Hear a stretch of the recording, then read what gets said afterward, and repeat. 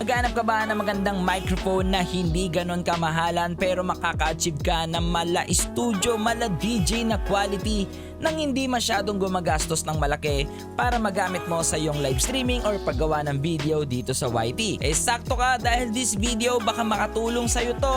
Pero syempre bago ang lahat, gusto ko lang muna magpasalamat sa Maono for this video dahil pinadala nila tayo ng isa sa mga pinakamagaganda nilang microphone for this segment. Okay, kung ikaw ay streamer, content creator, eh bagay na bagay sa'yo tong microphone na to dahil ito nga ang cardioid dynamic USB XLR microphone. So ang model nito mga kapatid natin, it's a AU-HD300T. So siya mga kapatid natin, actually gamit na natin siya and then naririnig nyo naman na hindi basta-basta yung boses natin ngayon, and lahat ng yan ipapakita ko sa inyo kung ano ang tunog niya with the filters and no filters and kung paano natin siya magagamit sa ating mga PC. So may dalawang option to mga kapatid natin pag ginamit nyo. So lahat ng yun guys ipapakita ko sa inyo mga kapatid natin using our OBS studio. And syempre mga kapatid, sa dulo ng video na to, malalaman ninyo ang aking honestly feedback. Yes, alam niyo naman si Boss Lucio, honest ako mag-feedback. So kahit pa binigyan nyo ko, kayong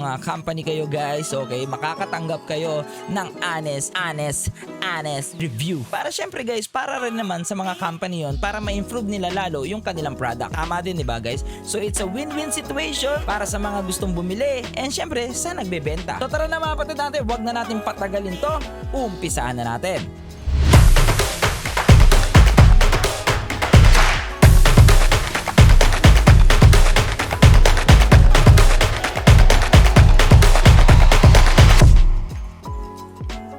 So mga kapatid natin, bago natin umpisahan ng lahat, papakitaan ko muna kayo ng quick unboxing netong Maono AU-HD300T. Alright, so manual. Randaran. Siyempre, manual. Di tayo nagbabasa niyan. XLR cable. Heavy duty. Okay? Ngayon na ulit ako ng ganitong mga mic Kasi huling kita ko ng ganito guys is nagkakaraoke pa ako. De, biro lang guys. Okay? So, dahil dynamic mic siya, so normally ganyan na mga itsura ng dynamic mic. So, sa ilalim, yan ang mga connectors niya. What is this? Panundot. De, joke lang. So, for sure, ito yung sa pop filter. Ano to? So, kisses ata ito. I think it's stand. I don't know. Okay, stand siya. Okay, on the next part, shock mount. So, it's plastic. By the way, guys, the mic, it's heavy, sobra. It's metal. Wala kang plastic na mapipil sa kanya. At talagang mapipil mong, alam mo yung ibig ko sabihin. Mabigat siya, guys. Siyempre, yung quality ba? And everything here. So, plastic. Pero, tingnan natin, mamaya try natin kung may echo ba tayo dito. USB cable. USB Type-C to USB-A. Nice. So, tabi natin to dito. Okay, shock mount. Ganda nito Pero, parang may umalog. Ano yung umalog? May umalog yun. What is this? Heavy So, I think this is the stand. So, ito lang yung ating mga laman ng box from Maono. So, yan ang mga meron sa loob ng box. So, tara, wag na natin patagalin. Installation na tayo. So, first, syempre, itong stand unahin natin. So, makita nyo, may thread sa loob. So, ikot lang natin siya dyan. That's it. Ikot lang siya. And, habain natin dito yung yan.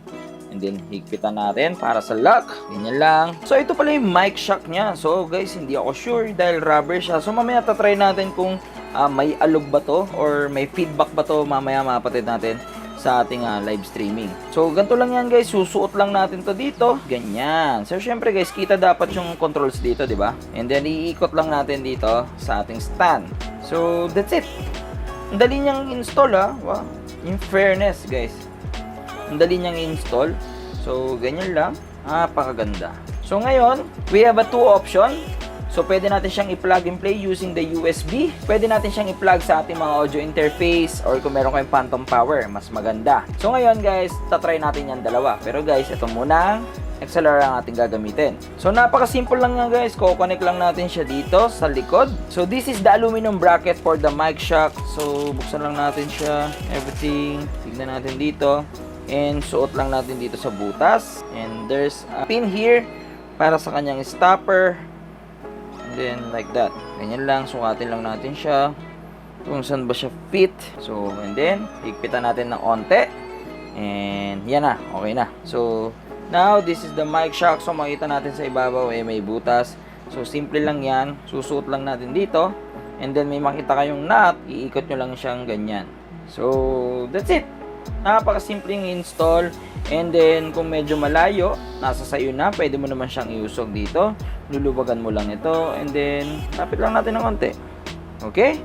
So, tara, test na natin sa ating OBS. So this Maono AU-HD300T ay hindi siya ganon ka-cheap tignan. Alam nyo na guys, yung ibig kong sabihin na hindi siya mababang quality. Dahil kita naman natin sa kanyang itsura ay talagang metal siya at hindi siya ganon kagaan. So napakadali lang niyang install, sobrang dali lang. And ang nakakatawa dito mga kapatid natin, kumpleto na nga siya guys. May stand na, may cable and everything. Just plug and play to your PC. So this microphone ng kanyang polar pattern is a cardioid. So means kailangan natin magsalita sa harap ng microphone. Kasi nga cardioid siya guys, so ito lang yung sakop niya. Parang heart from your mouth and then papunta sa mic. So that's it. So pag gumilid ka, makita nyo, naririnig nyo naman, nag-iiba yung boses natin dahil gumigilid tayo at dito nakatutok yung microphone. So guys, pag bumalik ako dito, medyo lalakas ang ating boses at pag umikot tayo dito, and syempre mga kapatid, pag mas pumunta tayo sa likod, mas mawawala yung ating boses. So meron din siyang features na USB and XLR dual mode output.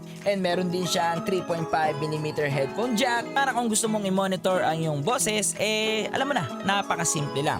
So napaka-good thing nun guys at dahil doon, Maono, dito pa lang natuwa na ako dahil bibihira ang microphone na ganyan na may dalawang option. Okay, minsan nakikita natin yan sa mga high-end microphone like the Shure MB7. Posduso, para saan ba yung XLR cable? So mga kapatid natin, alam ko guys, hindi ko na kailangan na-explain sa inyo yung USB dahil napaka-simple lang nun guys. Just plug the USB and then plug to your computer. That's it.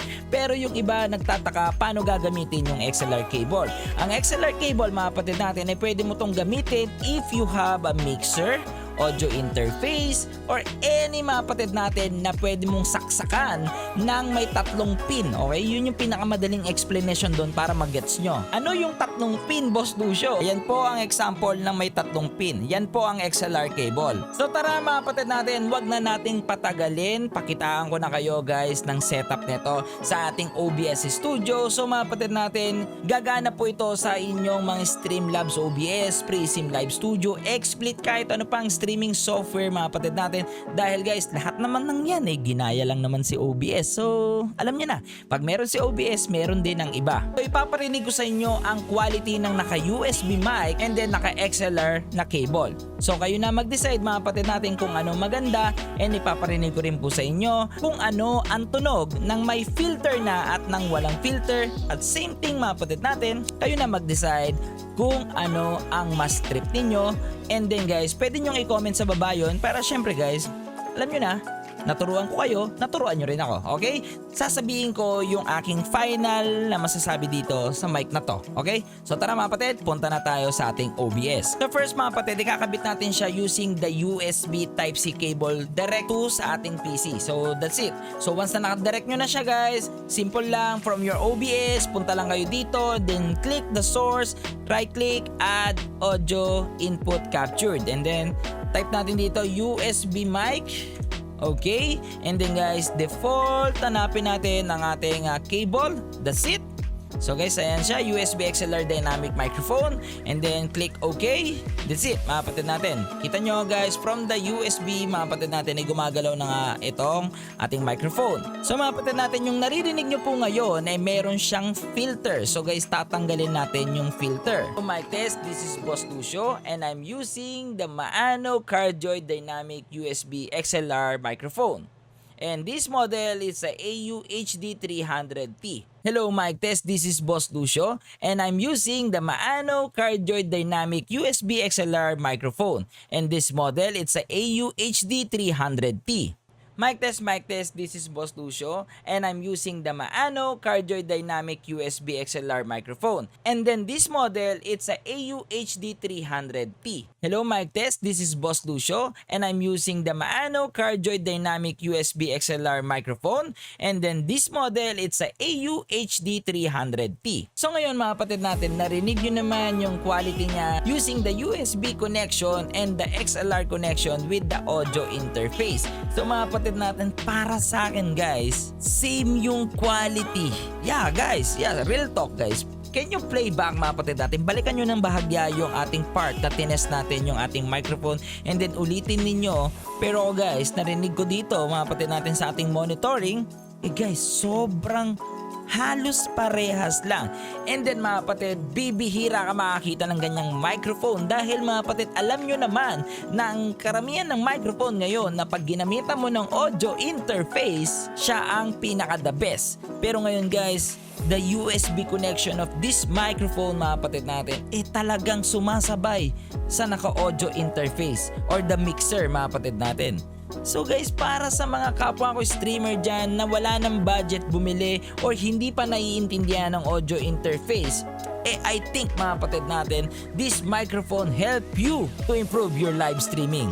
So guys, Maono, grabe this microphone guys. Alam nyo ba mga kapatid natin na ang dream kong microphone is the Shure MB7 guys, pero napaka-pricey nun.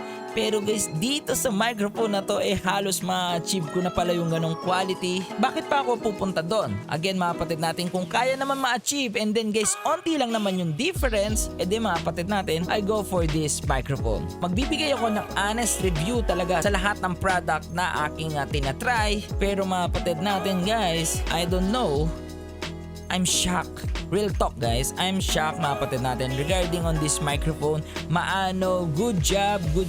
And then mga kapatid natin, ang final kong masasabi dito guys, yung mga ganitong may features na USB and the XLR connection, makikita lang natin sa mga high-end microphone, yung mga tig si 17,000 pataas. And then mga kapatid, yung ganitong quality ng microphone na without a audio interface, bibihira lang natin talagang makita yan. Actually guys, ito pa lang ang nakikita kong ganon.